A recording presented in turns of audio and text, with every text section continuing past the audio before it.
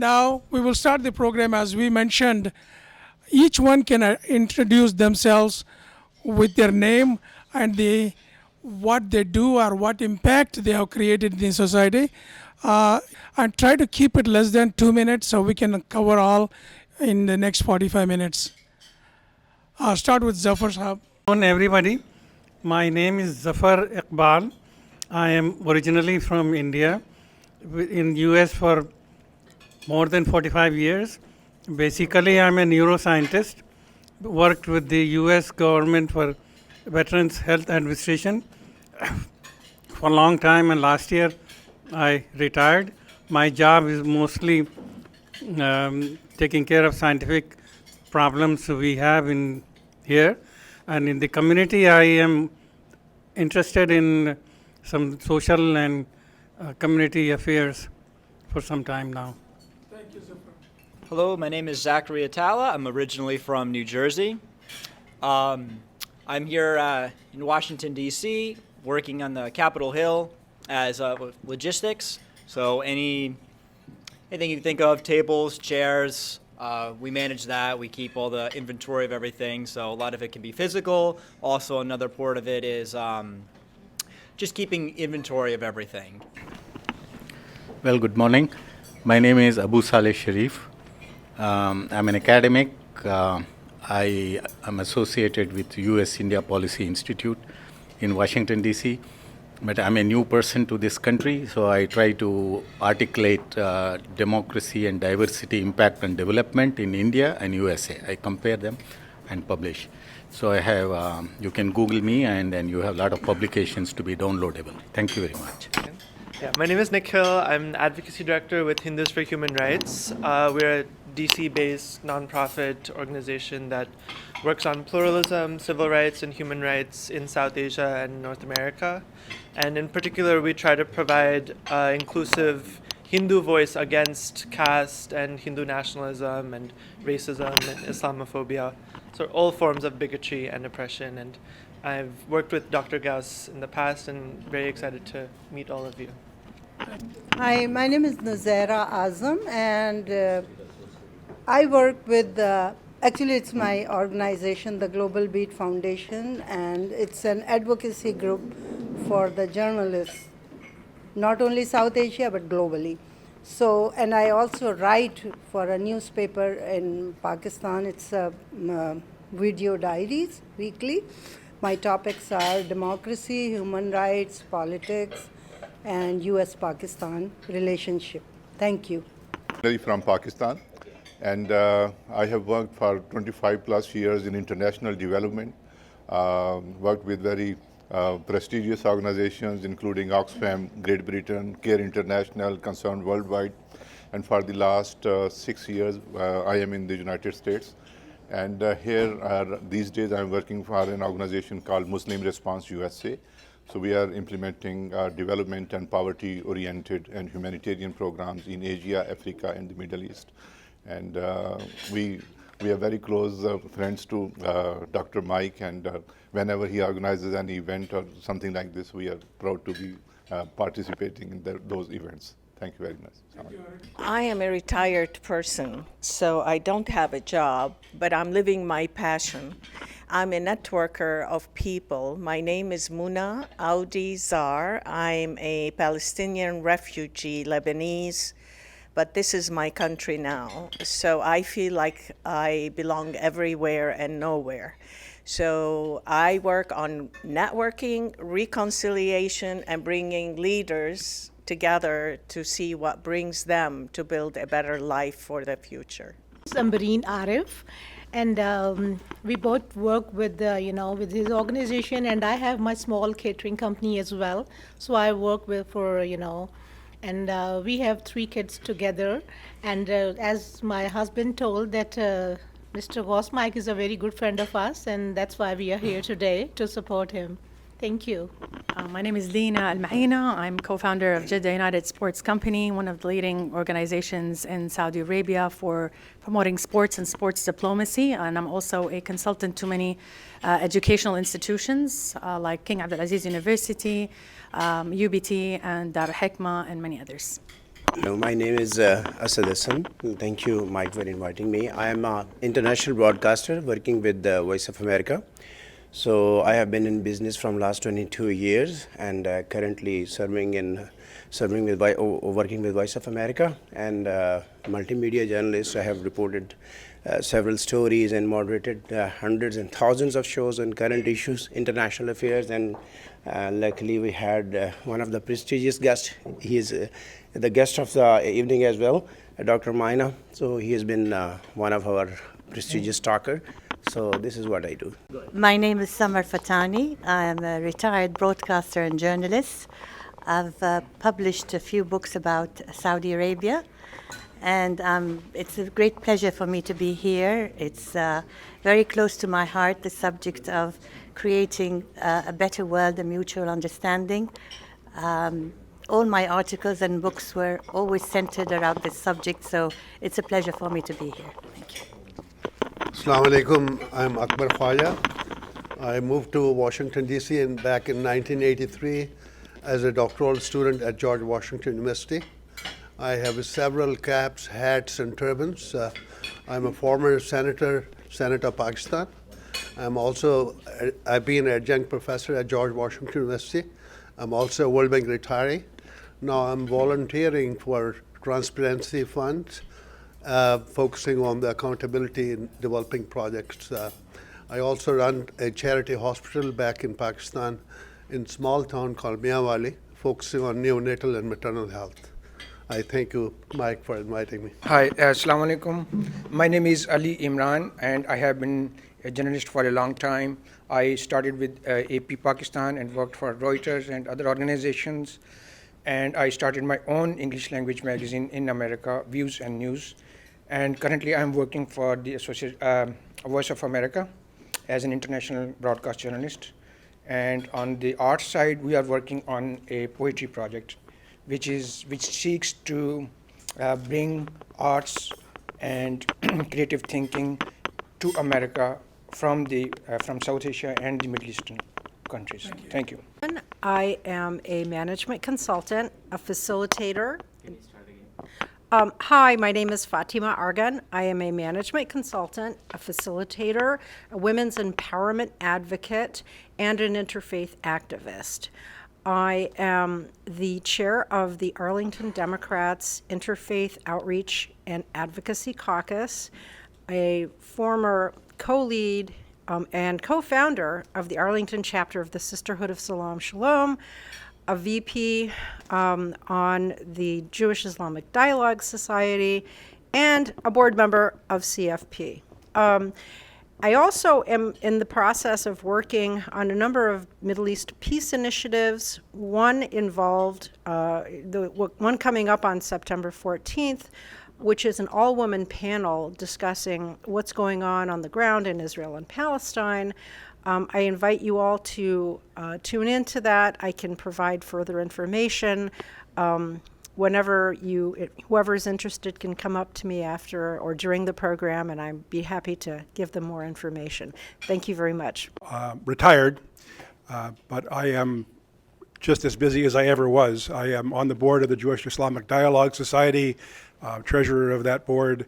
I am a lay leader for my congregation, Kol Ami, which means voice of my people. Some of you are my cousins, all of you are my family. And I'm also president of the board of Focus Music, an organization that produces live folk and acoustic music. There are actually 3 concerts this month, one this evening, our first live one in a year and a half. But we continue to do virtual shows. Later this month, there is a show that may be of interest. In partnership with the Rumi Forum, we're presenting a duo called Tabla for Two, who will be putting the music of Rumi to music. The poetry of Rumi to music. If you're interested in that, September the 23rd, focusmusic.org, focus with, that's one word, with focus with a C. So, thank you. I want to say one more word. He is my brother in so many ways. I'm on kidney dialysis, and he's promoting among his community to somebody to donate the kidney, and he has been with me in hospital several times. I want to thank you, Herb. My brother. All right. Hi, everybody. My name is Noura Hassouna, and I'm actually a recent graduate from George Washington University. I got my master's in international affairs, where I got to concentrate on global gender policy and the Middle East. So any previous positions that I've held usually revolved around research and human rights in the Middle East, and I'm also currently a teacher's assistant at GW. So nice to meet you. Kaskas, originally from Lebanon, moved to the United States in 1969. I'm a retired business consultant, just like the lady over there. And I'm extremely busy working with the Quran translation and with the Quran with the references to the Bible. And the new book is coming, the Quran with the references to the Tanakh, out of respect for my Jewish brothers, Jewish friends. This is all I've been doing lately, except trying very hard to be a close friend to Mike. Am I succeeding? You are successful. Thank you very much. Thank you. Started a program every Sunday, 2 to 3. It's called the Common Sense Islam. There is a need for people to, majority of the Muslims go with common sense and moderate, but they don't have the voice. We're trying to give that voice every Sunday, 2 to 3. And we are found 17 values that change how the societies function, like justice, peace, truthful, and these values. Justice, yes. These are the values that create cohesive societies, and together we are doing this program. Anybody wants to join, it is on Sunday, 2 to 3. Where do you find it, Mike? I'll send you the link. Is it podcast or is it? Zoom, right now at Zoom, and we're looking to get a radio show pretty soon. And YouTube and YouTube. Facebook. Yes. Hello, everybody. My name is Iman Kaskas, his wife. We together partner to work for reconciliation. We both use this translation that he did first, A Contemporary Understanding, the Quran, A Contemporary Understanding. In the second book, the Quran with references to the Bible, we use them as tool to bridge the gap that exists between people of faith, that is of our making, not of God. So this is our passion for life, and this is what we do pretty much 24 hours a day. I am especially thankful today for Mike for putting us together, for bringing us together, especially with Khaled and Samar and Lena. I see Lena joined us later. We are neighbors. We lived in Saudi Arabia for almost 30 years, and we lived in the same neighborhood. So it's wonderful to see you all today. Hello, Richard Wilson. I'm president of Saudi U.S. Trade Group. We're a business association based here in the U.S. We are focused on the U.S.-Saudi relationship in its entirety, but originating from a business perspective. We cover everything. My connection with Khaled and Summer is both personal. I consider them great friends, but Khaled and Summer are both members of an interesting group in Saudi Arabia called the Committee for International Trade, which is a subcommittee of the now Federation of Saudi Chambers that deals with external trade issues. So I work directly with CIT. I founded the Saudi U.S. Trade Group because when I was first hired to work with CIT, my predecessor was a lobbyist, and I said, you know, I'm not going to lobby, and on top of that, you don't want me to be a lobbyist. There are better ways to go about this. We have done major conferences all over the U.S., trade-related, special meetings, delegations, outreach. In particular, we're very active in digital media. We've established a newsletter and social media platforms that this year, and I know you're all media folks, some associated with very large publications, but we'll have 5 million unique views of what we're distributing, and we've built a tremendous reputation and a brand for reliability and real insight. So it's been a useful platform. A great surprise. We've also introduced a new podcast it's called the 966. I mentioned this because we all need to.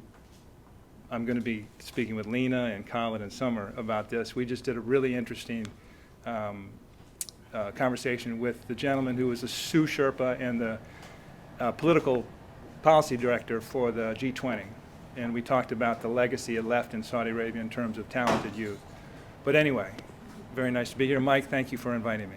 Thank you, Mike, for inviting me here. I'm Lalit Jha. I'm a journalist from India. I have been here for the last 12 years, and I write for PTI, Press Trust of India. This is India's largest news agency. Thank you. Yeah, the Center for Pluralism was established in 1996 and incorporated in 2011. and it is about pluralism in religion, politics, society, and workplace. Pluralism simply means respecting the otherness of others and accepting the God-given uniqueness of each one of us. Pluralism in religion is endorsing, accepting, acknowledging that every religion is valid to the believer of that religion. Pluralism in politics is accepting that Republicans and Democrats, in our case, are different. We have to accept that difference, and we don't need to force anybody to change. It's all free will. Pluralism in society is what you wear, what you eat, is nothing denigrating about what I eat or what somebody in Zulu community eats or they eat in India or Japan. They are different foods. The essence of eating any food is fulfilling the nutritional and hunger needs. When you worship God in different ways, different religious groups, you are worshiping God. It doesn't have to be right or wrong for others. And what workplace, many parents poison their children at the beginning. Well, he is Jewish, he is black, he is Muslim, he is that. And as the child grows up to become old, ready to go to workplace, even though that has not, the parents may not have said it, somebody is bad, but their attitudes is absorbed by the children.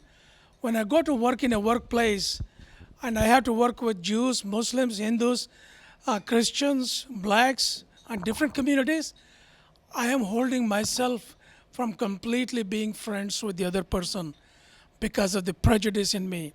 Even if I have brilliant ideas, I'm holding that ideas because I don't trust the other person. I may not be aware of it, but I'm doing that. So as a result, we need to teach parents not to poison their children, because when you go to work, you should enjoy working there with freely and be productive person at the workplace. And when you go home, you should be completely free from any of these tensions and give 100% of your time to your spouse and your children. That's how we improve the quality of life and become better citizens. And that's what Center for Pluralism is about. I have put a 3-page brochure on your table. Please feel free to take it. And we have many accomplishments and many impacts. One of the impacts I can talk about is our anchor programs are Holocaust and genocides. We do every year for the last 16 years. Thanksgiving celebration we've been doing for 23 years. And there are several other programs. We do workshops on busting the myths of Hinduism, Islam, Christianity. We hold a lot of myths. As a result, we don't get closer with people. We have to bust those myths. And we are starting a new series called The Essence of Religion. That is, when you hear the essence of each religion, it is the same. That is, being humble, being friends with the fellow human beings. How do we create a society where all of us can feel secure about who we are, regardless of our faith, ethnicity, what we look like. And this is very important, that we build cohesive societies, that each one of us is secure.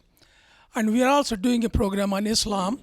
Dr. Safi Kaskas and I are presenting common sense Islam. The majority of the Muslims follow what is common sense, but some don't get it. But we were providing a voice for those who believe like us. And eventually, we want to create a society where all of us can get along and not have any. Can you hear me, everybody? Yes. Because my voice is down. So that's about the Center for Pluralism. Now, time to introduce our guest. The detailed introduction is there on the paper. Let me see. I'm trying to read it because I don't want to miss some key points. Dr. Khaled Al Maeena joins us today with his wife Summer and daughter Lena. He is a humanitarian, defender of workers' rights, rights of women, a human rights activist, a veteran Saudi journalist, media commentator, a businessman, and of course, a family man. Khaled was the editor-in-chief of Arab News and later on Saudi Gazette. His op-ed pieces have appeared in newspapers around the globe. He has worked for the advancement of women and was the first employer of women in Saudi at Arab News. Later on, his daughter Lena was appointed to the Shura Council in Saudi in 2016. He is a vanguard of workers' rights and had focused on reporting and seeking justice for them. They were Hindus, Sikhs, Christians, and Muslim workers. He is known as the man behind the green truth. Khaled was recognized for standing up for the rights of oppressed and projecting the true values of Islam. The Pakistani government awarded him their highest civilian award, the Sitara-e-Imtiaz. I'm sure those of you from the subcontinent may recognize Dilip Kumar was also awarded the same award after Khaled got his award. In the Philippines, he was honored with an honorary doctorate as well. At the Center for Pluralism, we see an alignment of our work bringing people together and standing up for the rights of others to create secure societies for every human being. Would you please welcome Dr. Khaled Almaeena, the man behind the green truth, defender of human rights, and a fellow pluralist, with a big round of applause.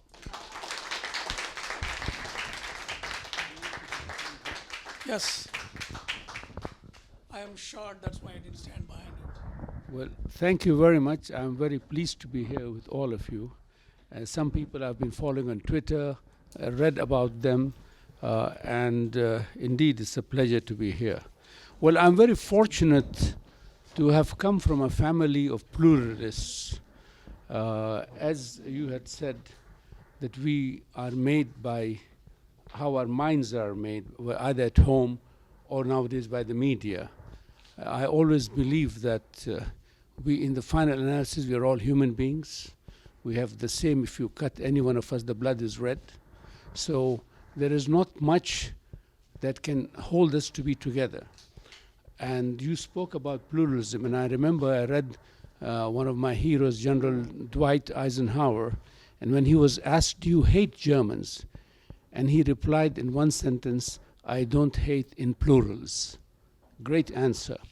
So this is the way how it is.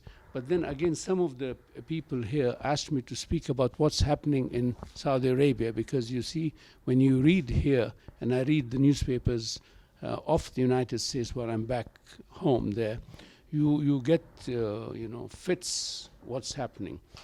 Let me tell you something. In the last 3 or 4 years, there have been great changes there, in the sense that things have gone back right on course. For years, there was the extremist philosophy, there was suspicion of others, there were things that were themselves alien to the very ideology of our religion, but the religion has been hijacked all over the world by self-appointed mullahs, sadhus, pandits, priests, whoever it is. And I think it's right now people like us in this room should try and strive and see to it that we get it back on course. In Saudi Arabia these days, people talk about women's rights. They existed, but the media never focused on them. A gentleman asked me whether there's an art and culture. So I said, yes. They usually refer to us as the land of sun, sand, and oil. But believe me, a literary movement has been going there for about 100 years. I remember songs. My grandfather used to listen to local songs. So we have our version of Ashok Kumar and Muhammad Rafi and others who sing. So these are the things that people don't know. Or the media tries not to push forward. I don't know why. I've been in the media, but let me assure you that 90% of what I read, I'm a liberal. I am secular politically. I see what's going on, and I'm aghast and really disappointed at really so-called quality papers in the United States when they report on Asia and other places. You think that, everything is haywire out there. So I think that Saudi Arabia is on the right course. We have a young leadership that is focused on having reforms. The way to 2030 is not going to be easy. Mistakes are going to be made, but as all humans do. But I think personally, and I would consider myself as a senior citizen, hope to see that this vision really would materialize. There's a buzz in Saudi Arabia. Young people are coming up.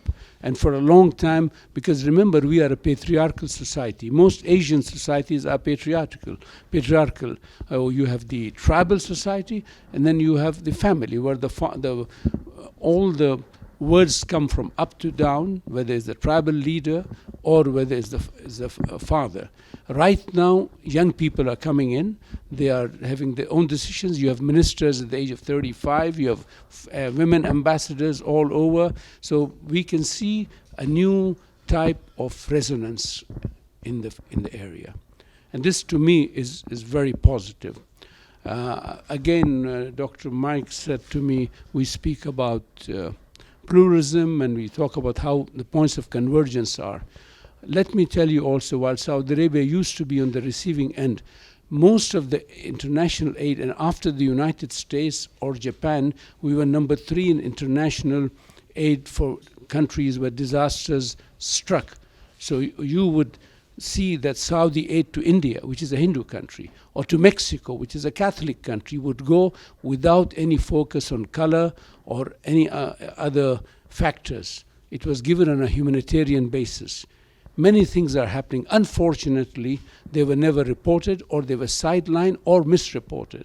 So let me assure you that what is happening now in Saudi Arabia is a great renaissance. You see, people coming up, goals, and lessening the dependence on oil.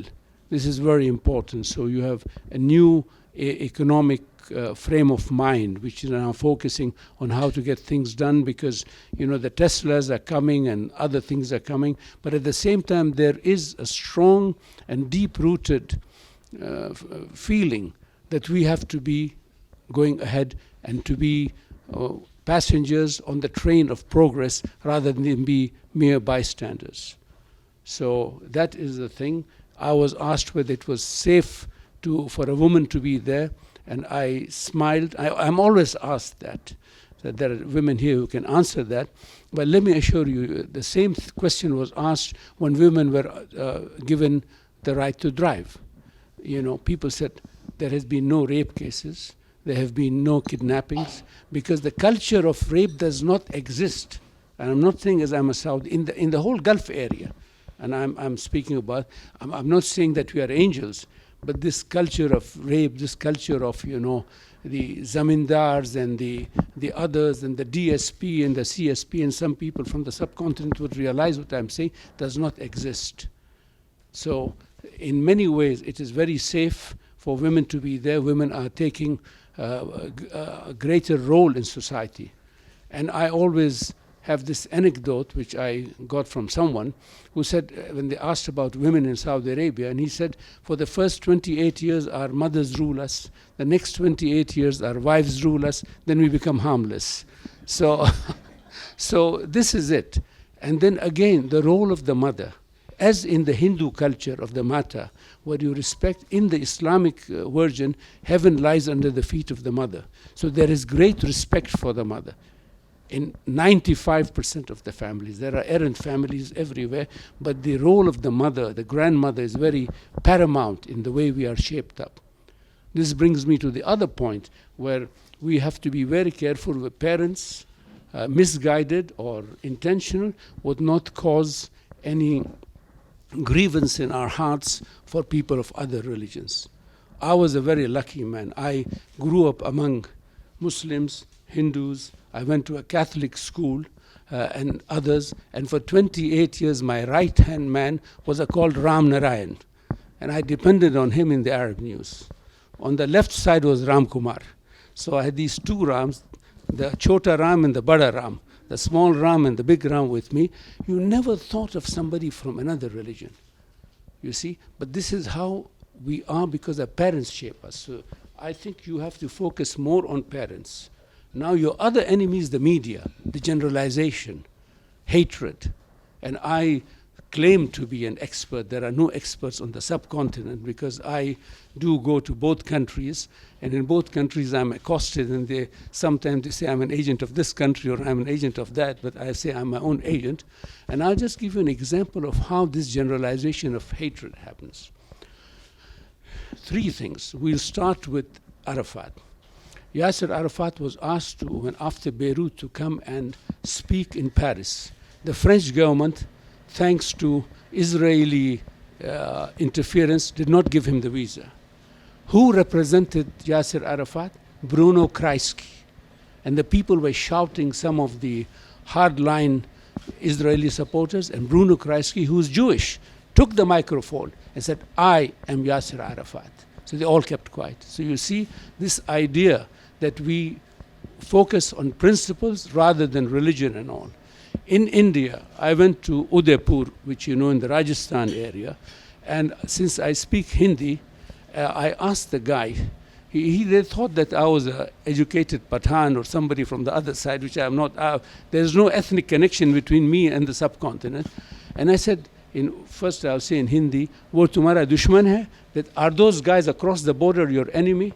And this village of Adivasis, you know, they said, no, hamara dushman, hamara pet. That hunger is my enemy, not the guy on the other side. So you see, the common factor that unites all of us is to avoid hunger, to avoid illness, to avoid disease, to look for the future, focus on the environment. These are the basic issues. The media is not doing a good job. They create hatred. Arabs are bad. Jews are bad. And you know, for years, even the Yahudi, which is in Arabic. Now the problem with the Arabs is they use the word Yahudi for the Israeli. And I always tell them no.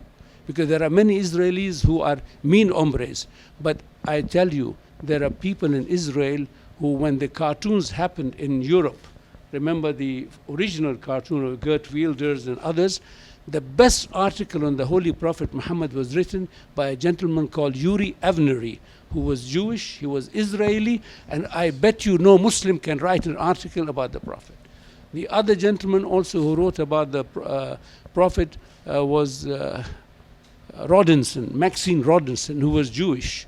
And the way he portrayed and the way he wrote, you see, academic, very scientific. So these are the things that we have to focus on. You see, India, you see that nowadays, unfortunately, is in the midst of some acts that are different to what of the India that I knew. But there are good people. There are people who care. Unfortunately, many of us are afraid to pick up the spade and say it's a spade, you know. We just keep quiet. So I think all of us in this room should strive to focus on being together, speaking the truth. We may not be like each other, we may have great differences, but believe me, I think in the final analysis, now the first enemy of everyone in humanity today is the scourge of the pandemic. Every country is suffering. People are dying. Where I have had friends and relatives die in the last 15 years. The same thing has happened to everyone around. So I wouldn't gloat if people die in Israel, or they die in Iraq, or they die in India, or they die in Pakistan, or it might come to me, you see. And this is important. So leaders, people in society, we might think we are small people. We always think, you know, but every word counts. I've noticed that the more I engage with people, the more, you know, not to change their mindset, the more they are understanding. It's very important. This Ramadan, or the month of fasting, Mr. Imran Khan was in Saudi Arabia. So yes. So I was sitting during the iftar, and I asked him, I like to go to Imran Khan, you know. So he's a fast bowler, I throw a spin bowling. And I said, Imran, have you ever thought of a war with India? And you know what he answered me? He said, Khaled, how can you imagine that my son would fight in war against the son of Gavaskar or Manjrekar or Kumble? Great answer. He said, how could you imagine? They can fight on the cricket pitch. But he said, I would never thought that these people are my brothers. So you see, the problem is that even people are afraid to say this because we believe that those who shout trying to put us down. I have never felt malice towards anyone, believe me. And I tell you, and all of you I'm sure not. After 9/11, and since we are approaching, it was the application of the principle of collective guilt. Every Muslim is a terrorist and all. I mean, the people who did it they don't represent me. They don't represent my wife. They don't represent Muslims. The Taliban now, because of the Taliban, there's again a resurgence in the subcontinent and others against Muslims. They don't represent us. Now, ifs and buts are very crucial in world history and the global game. Now, if the Soviet Union did not invade Afghanistan, maybe 9/11 would not have happened. Maybe the Taliban would not have occurred. But who supported them? And they supported them for a cause. Even the city of Alamo, and remember the Alamo, had done 50 to 60,000 posters, remember Afghanistan. And they had Davy Crockett's picture on it. And I don't know why would Davy Crockett's picture be there in Afghanistan. It was so, the only thing they missed was Jim Boovie. Otherwise, I would have phoned them. So these were the things that you incited the whole generation of people to hate. Hate the red, McCarthy area. There's a red under every bed. Kill a red, make my day. Same thing, kill a Soviet. The Soviets went out. There were 25,000 people in Afghanistan, young people from all over the world. I was sitting in Peshawar and there was this blue-eyed boy come in about 24, 25, and he sat down and I said, where are you from? And he said, I'm from Brussels. I said, what are you doing here? He said, what are you doing? He thought I was a European. I said, no, I just came to see my staff to take care of them because I had sent reporters from the Arab News. And he said, I have come here to fight with the Mujahideen. I said, what have you got to do? He said, no, the idea of firing a Kalashnikov excited me, and he left his job as a bartender and he went to Afghanistan. So you see that as in for people who read For Whom the Bell Tolls, you see about the Spanish Civil War, brother against brother. So the Afghan war excited people, incited. The Soviets left, and when they left, there were 25,000, 15. These people didn't know what to do. Governments are to blame. They did not take them back, put them in the mainstream society. When they came back, many of them were arrested. So there was a grievance. So there was a gentleman who said, come with me. So these are the issues. We cannot blame the acts of young people now for the follies of the old guys who were there in the ministries of defense, in Whitehall, in other places in NATO. So we are very quick to blame. I think this was created and contrived. Right now it's too late to cry over spilt milk, but what we can do together is to see whether in our personal frame of life, whether we work, whether we are in media and others, to focus on points of convergence rather than divergence. And I'm happy that we are now looking at some of the books, and I would appreciate that also the similarities between Islam, Hinduism, Judaism, Christianity, Zoroastrianism, and others, Judaism, yes, should be focused because the similarities are there. I am very impressed by the Hindu culture, especially where it concerns the elders, where it concerns the mother, which is also paramount. So these are the issues that we should focus. And we have many things original in our way of life. I'll give you a couple of examples. My wife must be tired of hearing this. After 9/11, we received about 86,000 emails from the States. People, I was here when the plane hit. I was in Boston with my wife. But what happened was, I went back, email after, we want to kill you, bloody Arabs, pigs. So on December the 19th of that year, I received an email. You know, I'm a stickler for the English language. The ones that have bad language, I just brush aside. But this guy wrote in very good, impeccable English. And he said, Dear Mr. Al Maeena, that's my family name.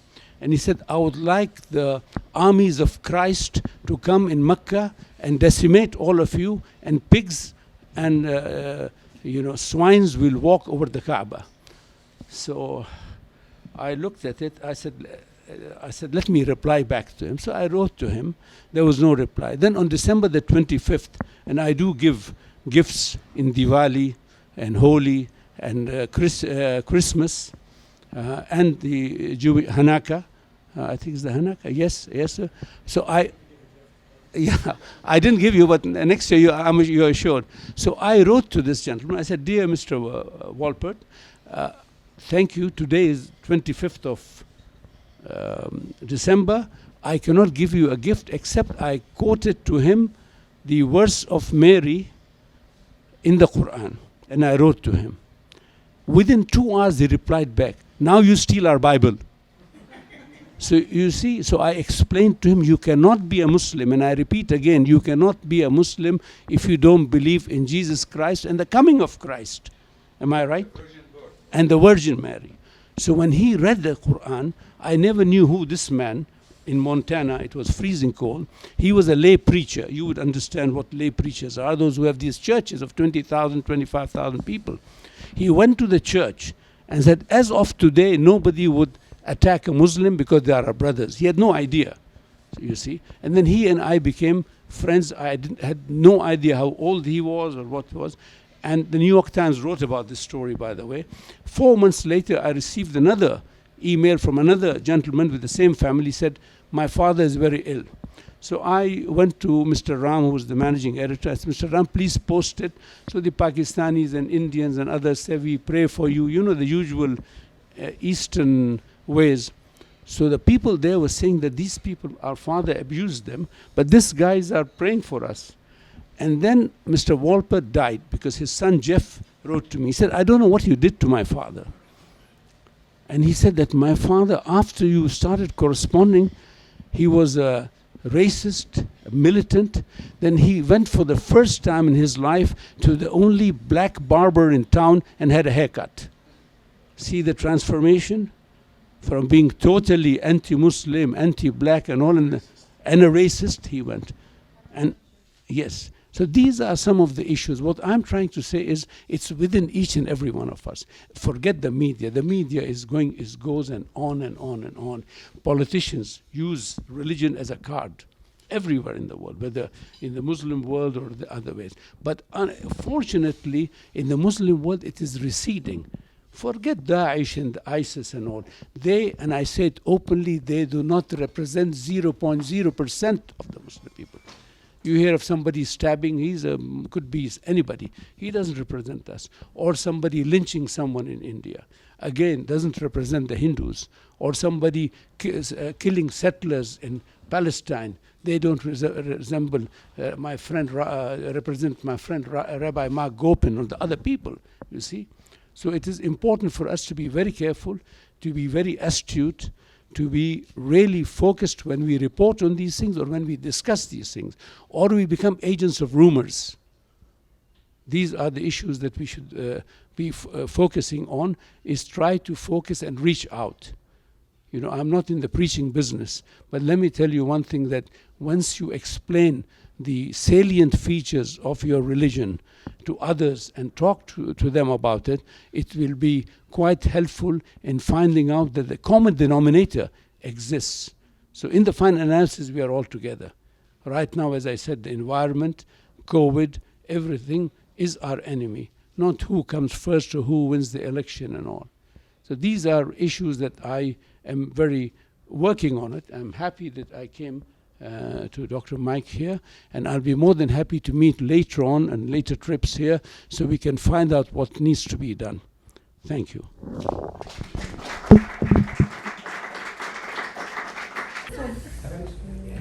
Yeah, it was illuminating to listen to you, Khaled Bhai. And I'm amused that you know Urdu or Hindi, whatever, which is not your native language. I'm from India.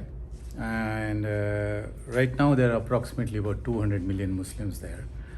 They call them minorities, but India itself is so diverse.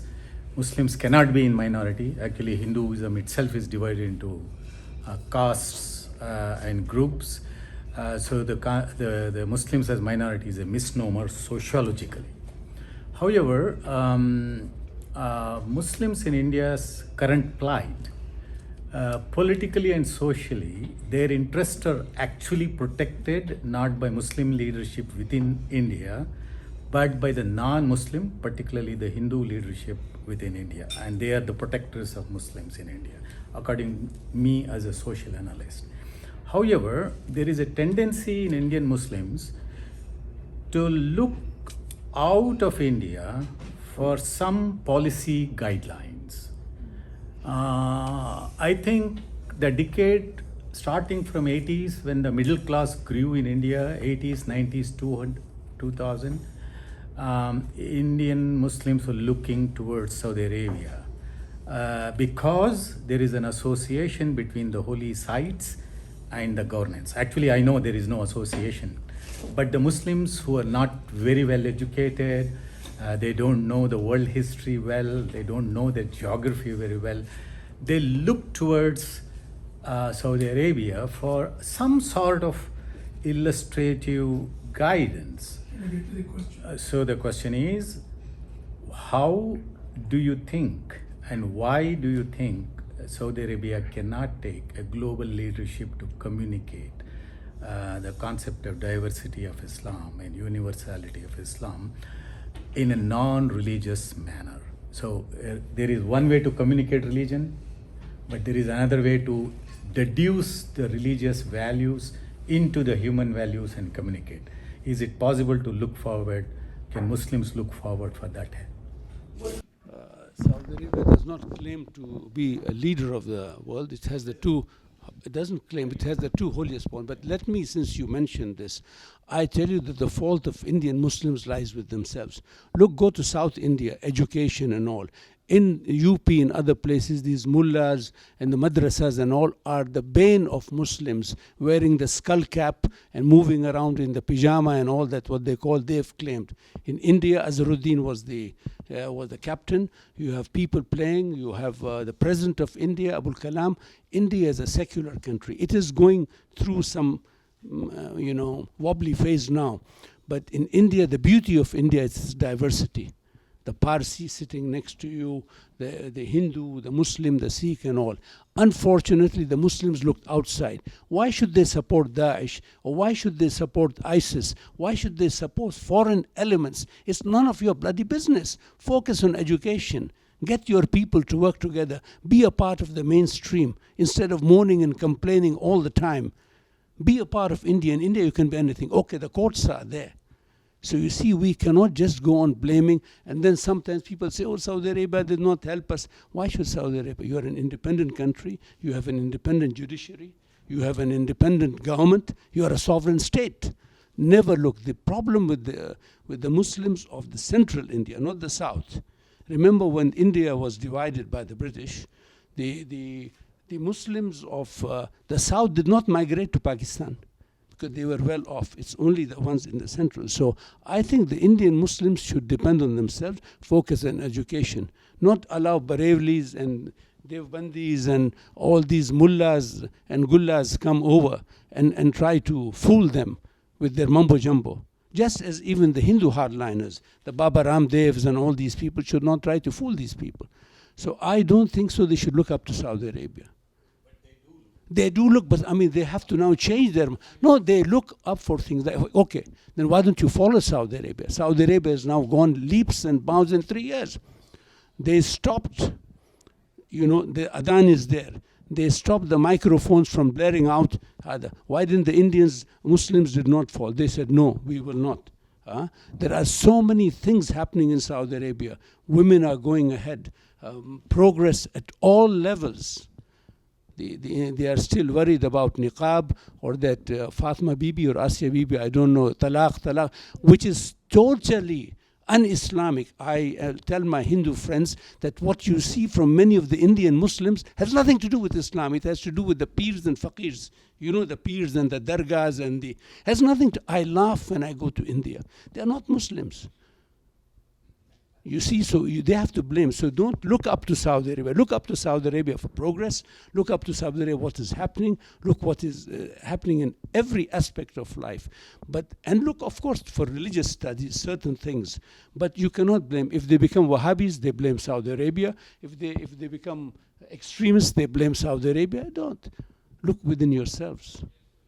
I have hope for India because as I said, the beauty of India lies in its diversity.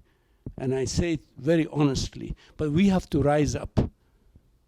Education, they're mainly focused. I will tell you something, I will leave out the expletives, which I'll tell my Indian friends later. I was sitting and one guy came to my office in the Arab News. Now, the Arab News was focused in the first English language daily. Many of the people who read us were expatriates. The 80s, the Indians were read, the 90s, the 2000, and other people started reading us. So this fellow came and he sat in my office and he came with somebody. I said, first of all, I don't know this man, let him sit outside. Then when he sat, and this I think will relate to everyone, and especially to all of you from the subcontinent, he spoke to me and said, this man outside, he is a great player. He plays in Shivaji Park, and you know Shivaji Park in Bombay. I said, what is he? He's better than Tendulkar. So I said, call him inside. I said, why are you not playing cricket? He said, sir, I want to serve Islam. I said, serve Islam? I said, serve Islam. I've become a muaddin. I said, even a muaddin, anybody can open a tape recorder and do the adhan. So I said, you want to serve? You are a fool. And I abused him. Ma behan ka gali. And I said, I told him that fool, when you go and score a century for India, like Tendulkar does, the Hindu will not say you are a Muslim. They will say you are an Indian, you are winning at Lord's or at the Oval or in Australia. And you are saying you want to serve, you can serve Islam being a sportsman. I said, Muhammad Ali Clay, the grandson of a slave, in Illustrated Weekly, sports, 56 times on the cover, stripped of his title during the Olympics, fought, and when he died, the 3 remaining presidents attended his funeral because he was not only a sportsman, he was talking about people, he was a humanitarian. So you want to become a Muslim, get 100 runs for India. So you see, this is the problem with the Indian Muslim, the miskeen attitude, the self-groveling in pity and all of that. I agree with you, and I say this also our friends who are from India, there is growing pain in India, there is rising extremism, Islamophobia and all, but there are courts, there is justice, there are platforms that you can really avail and then fight your case. My question is related to the insurgency in Afghanistan, and overall it's like in the Muslim world. Taliban are the new rulers in Afghanistan, and in past Saudi Arabia has been a great inspiration for them. That was a big model for them. My question is, under the Mohammed bin Salman's 2030 vision, and as you have briefed, Saudi Arabia has apparently changed, and it is changing all the discourses. So do you think this new ideology coming from Riyadh is going to inspire the Taliban in Kabul? Saudi Arabia was never an inspiration for the Taliban, ever. Even they came. As the Taliban were having control all over these years, women were going up and down, people were... So the idea that you equate the Taliban with the Saudi ideology is totally wrong. Absolutely. Now, do we have a control over them? I don't know. The people who created them, they were created for a certain purpose. How did they come within, people are saying Saudi Arabia, you leave $85 billion worth of equipment. Yesterday they had a rickshaw. It's a great, I don't know if you've seen the picture, and tying a helicopter, and the rickshaw driver is driving away with a helicopter from an air base. Do you blame Saudi Arabia for that? Do you blame Saudi Arabia for other things that the Taliban did? No. So we are not an inspiration. We do hope that they will become like us. But we are in no way responsible, past, present, or future. It's for them. It's for those people who suddenly left Afghanistan. And while people are now talking about women's rights, what about the bombings that happened all these years? What about the innocent people that were killed in Afghanistan at wedding parties and others? So we should look at those issues. But again, let me... You said that, pointed out that the media are to blame for spreading hate. But we have seen that the narrative also flows to a large extent from the political leadership. And media takes a cue and then it metastasizes and then it changes into different forms of discussion like social media platforms, it goes there and then it is in people's court. So what is the role of political leadership in setting a narrative that is building harmony and working towards peace? Apart from that, I think even political leaders are very selfish. What I think thought leaders, people like you who will persist, we may be slow, but we'll still keep on digging at the rock, hitting at it to see to it that we reshape it. Difficult because, you know, politics is being used by so many people all around the world. I would think that it's people like us, like you and me and others who sort of go on persisting and doing it. Political leaders look for votes, look for reports, look for balances, Gallup polls and all. You and I don't. This is very important. Academia also is very important. It's how you teach your students. Should not look, why they are looking as to the Saudi Arabia as a leader. There are two reasons. Number one is, the primary reason is for the holy places. And the secondary, of course, they were a rich country. So if Saudi Arabia made this holy places just like a Vatican City, probably they don't look at Saudi Arabia as their leader. This is Well, Sweden is a very rich country. So why shouldn't Muslims look at Sweden? You said about a rich country. They should look at it as the land of the Holy Mosque, as a guidance, as things like that.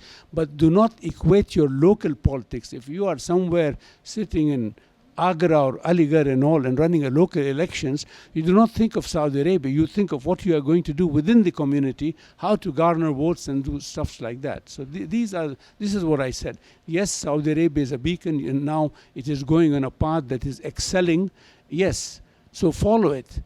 Do what it does in some ways. But then again, you are a sovereign country. You are independent people, wherever you are. You see, this is very important. His efforts at reform, or does it come from the House of Saud or the Saudi Arabian population as a whole? What is responsible for this? And two, will there be a logical end to this in secularizing, and I mean the word secular in a good way, Saudi Arabia? Will all religions get recognition? Will it be possible for, say, outsiders or people who have lived there long enough to become Saudi citizens, which happens in other countries? So what would be the logical course? Well, I think the reforms are, I would say, a personal quest to make Saudi Arabia transform. Remember, the old guard focused on oil, and I think when the Crown Prince came, he must have been at a crossroad. Either I go and make these drastic changes, or in 10 years, if oil dries out, the country will be a country of paupers, a country where there will be famine and it will not flourish. So I think that was a very brave decision to take. So I think the good thing that also happened, that 70% of the Saudis are under 30 years old or 35 years, and they are now with him. So this is a great idea. And even as I said, senior citizens know and realize that without reforms, end to corruption, when people were locked up for some time, people say, oh, there's human rights.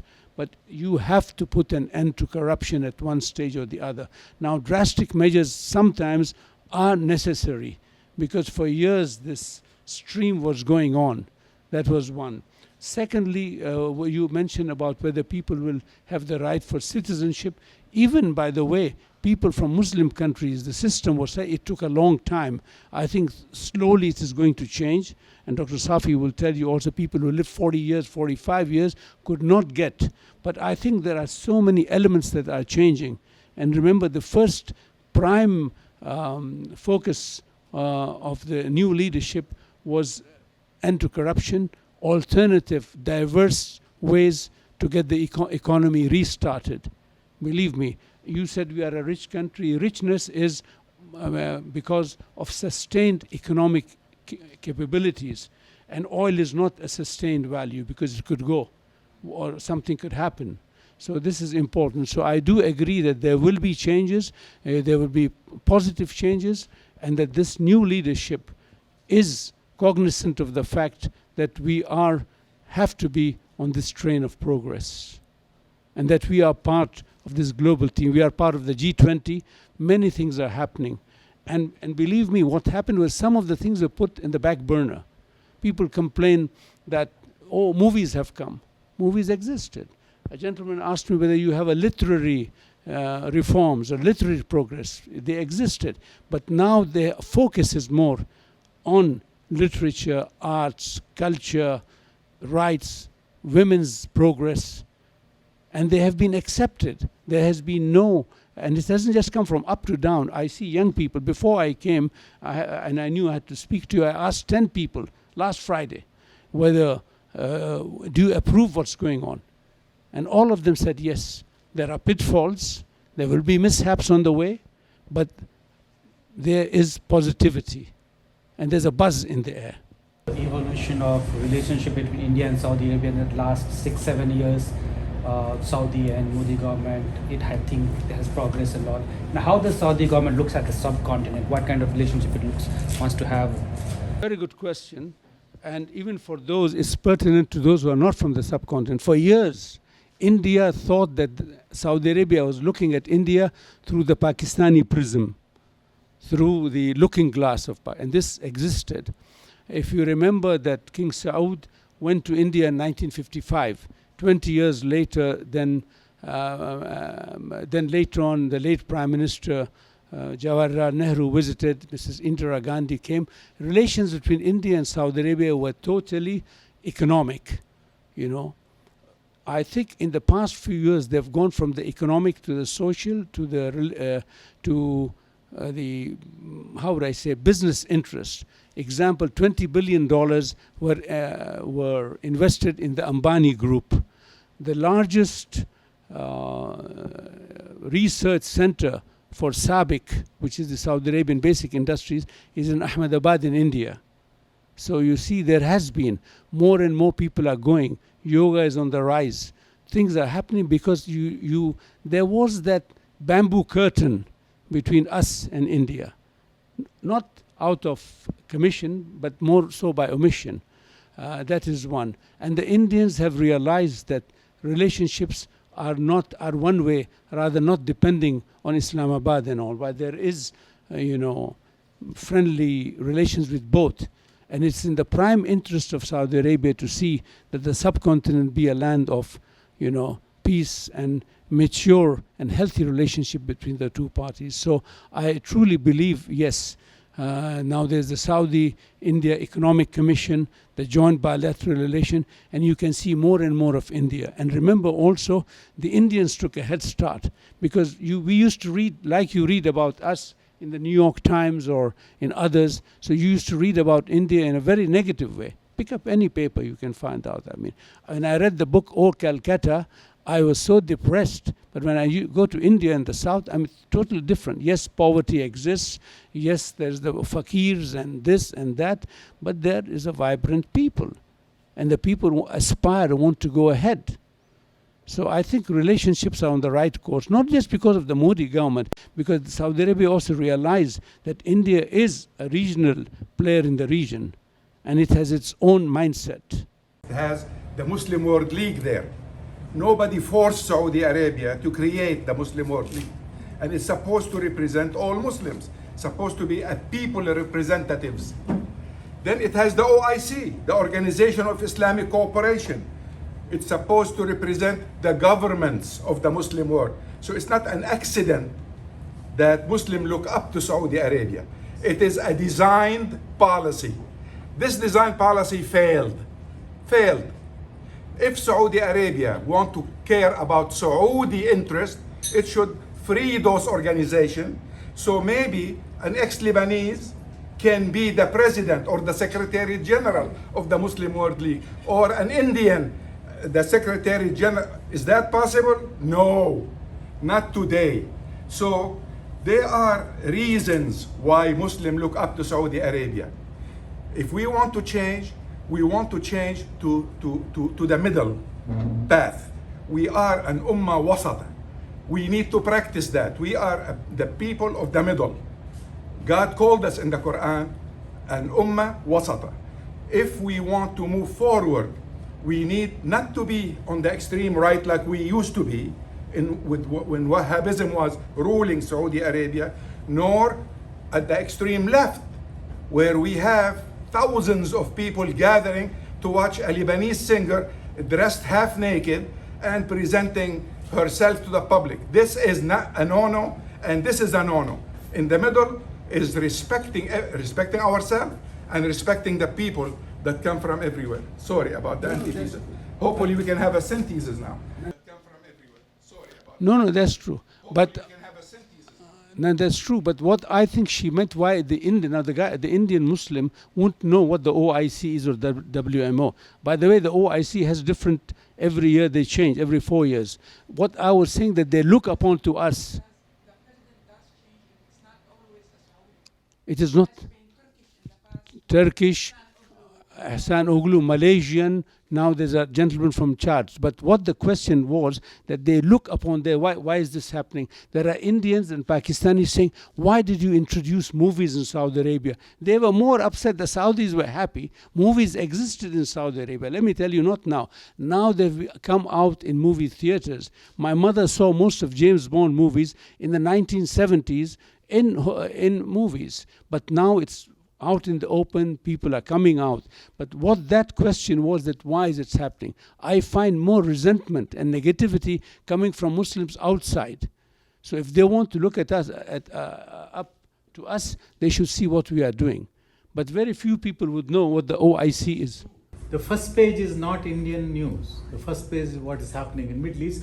The reason was Middle East was importing labor. So there are a lot of interest in the economy of the Middle East. There are a lot of Hindus and Muslims migrated, and the Urdu press would always exalt Saudi Arabia as a model for Muslims, particularly because of the religious reasons. So now, because Saudi Arabia has reformed, can it present a better face, a reformed Saudi Arabian face to the Muslims, so that Muslims in India can also understand it, what is happening in Saudi Arabia? Because a common street level Muslim does not have to wear new clothes. No. But it does not have to wear new clothes. It is the same thing. They have to reform the mindset of the Urdu media.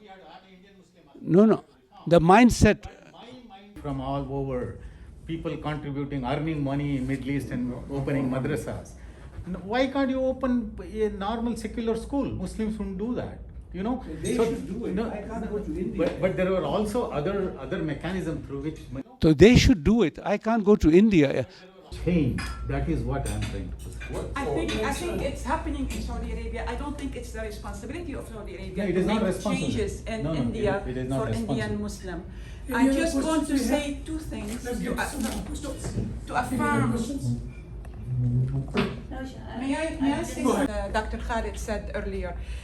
I think God's master plan for all of us is to love one another, and he spoke enough about that, Muslim and non-Muslim. I also, as a woman that lived in Saudi Arabia for 30 years, I want to say I have never lived in any place in the world where I felt safer. I think Saudi Arabia has been, to me, the safest platform, the safest ground. I have done so many things. I have worked for socially, I have worked for spiritual work, I have done philanthropic work, all under that umbrella, without fear. And I have been told not to. I have been told I'm not allowed to, and I kept saying, I will continue to do the work I do until somebody tells me not to, and no one in 30 years came and said, you can't do this or you can't do that. We were able to do so much, and we have done so much, and I think it's probably one of the safest platform.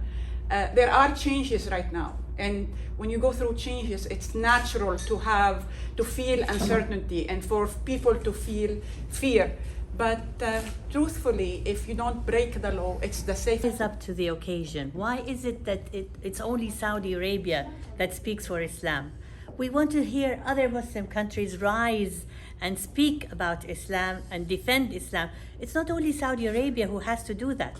Where is Pakistan? Where is Malaysia? Where is Indonesia? There are so many Muslim countries around the world. Why is it that they want to look only to Saudi Arabia? Muslims are Muslims. It's not, only the Muslims, not only Arabs are the Muslims. There are so many Muslims all over the world. What is their role? What did they do? If they want to, even when there was a war on terror and war on Islam and Islam was being attacked, it was always Saudi Arabia that has to defend, and always blamed about the Taliban and about this and that. Where is the role of the Arab Muslim countries? There are Muslims all over the world. What are they doing? Why is it always that Saudi Arabia has to be blamed for it? It's a great question. Yeah, I mean, it's the same sentence, but my argument in this regard is because Saudi Arabia or Saud, they have a greater sanctity in the Muslim world. Everyone say terrorism is forbidden, it shouldn't have happened in any corner of the world. But when it comes from the mouth of a Saud or for Imam Kaaba, it means a lot for even the militant organizations and the societies, the tribes. When I was talking about the Taliban in Saudi, of course, I was never ever mean that Saudi Arabia is like a teacher of the Taliban or they are funding Taliban, never. But intellectually, and they are source of inspiration because there is a moral policing, there is a tribalism, they are implementation of the hardline Islamic laws. That's why they idealize the Saudi Arabia. Actually, the Saudi Arabia we have seen like a couple of decades ago, but now the Saudi Arabia under MBS, I would loudly and clearly say under MBS, it is giving a different picture to the world. So this picture should be translated and transcribed to the Muslim world in a very clear manner, and it will have impact. This is what I say. Thank you, Hassan. Thank you. They're working on themselves right now. Any other They are questions a here? project in motion. They're working on themselves. We should look at them perhaps in the future as an example and learn from this example. But right now they're in progress. They have not gotten to the, to the safe place. And so they're not able to help others when you're trying to work on yourself. It's not always possible.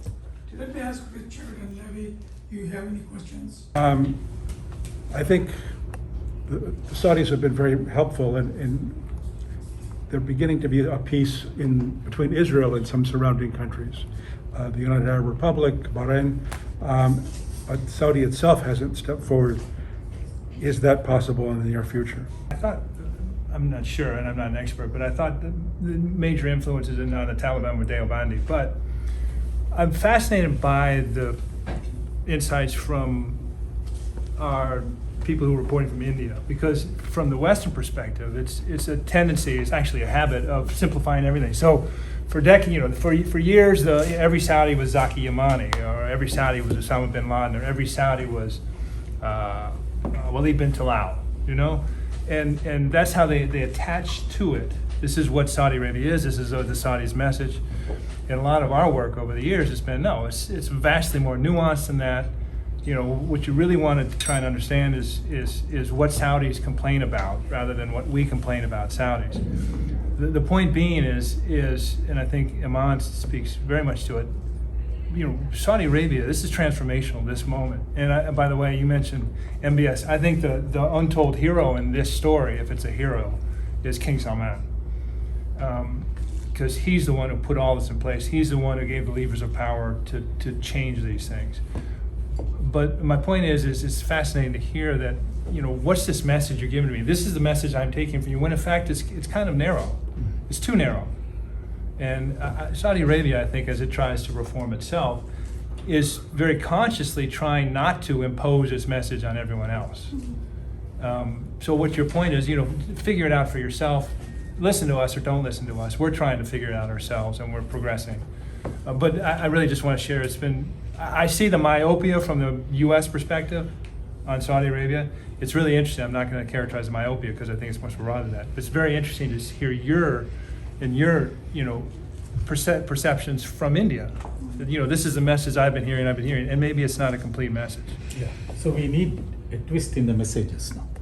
That would happen. That should happen. It is not interference. It is how you herald value system, a change set in the value system. Let him address his question. But so much of that, as you say, was tied to the economic lifeline that the Gulf represented. So absolutely, it's going to be on the front page.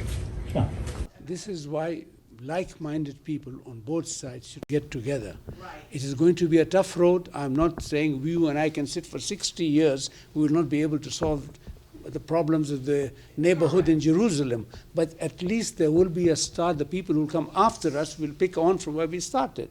Exactly. This is why I'm optimistic. Yes. Thank you very much. Thank you. We invited 5 people from each tradition, but unfortunately, because of the long weekend, everybody was out, and I'm glad to see representation here. And I want to thank everyone in the last minute to come out here, and appreciate each one of you. And what would be the takeaway points would be, as you were mentioning earlier, it is to learn to respect the otherness of others. You are who you are. I am who I am. How does it matter to me how you worship? Does it affect me in any form? What you eat does not affect me. Why should I bother about what you eat? For an entire lifespan, between spouses, between families, between things, we constantly want others to change for us. And we live in conflict.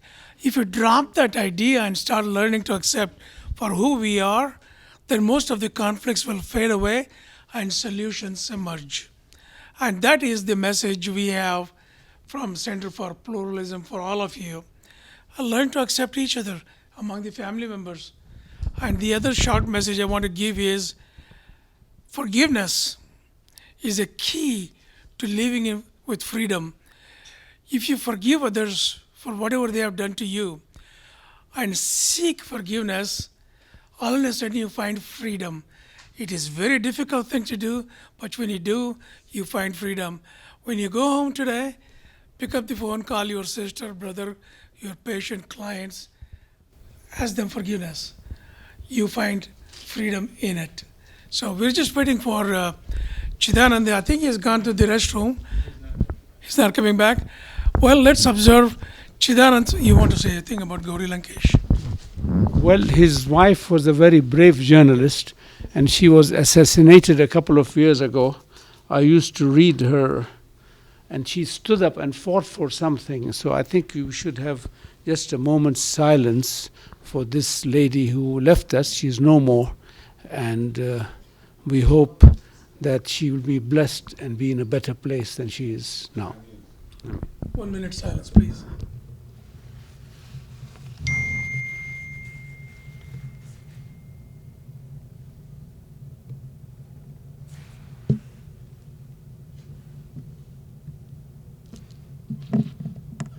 Thank you very much. Appreciate it. And those of you who want to give a short 1 minute crisp feedback, you're welcome to do that. And can we have also emails of everyone, because we can exchange articles or something so that it can be of use to you. You can send something to me that will enlighten me, so that will be of a great help to all of us. I'll pass the sheet on. I'm sure you have the list. Yes, I have the list. Yeah. Thank you very much. You made my day.